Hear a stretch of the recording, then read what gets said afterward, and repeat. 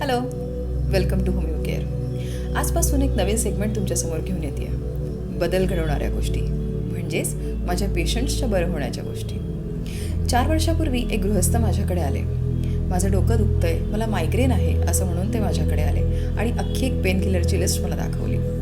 काही वेळाकरता लिस्ट बाजूला ठेवून मी त्यांना एक व्यक्ती म्हणून जाणून घेतलं. तेव्हा असं लक्षात आलं की त्या गृहस्थाच्या डायजेशनमध्ये जबरदस्त इश्यू आहे आणि ते डायजेशन नीट करण्याचा निर्णय मात्र मी घेतला. 8 दिवसानंतर त्या गृहस्थाचा मला फोन आला की माझं डोकं दुखण्याची इंटेन्सिटी खूप कमी झाली.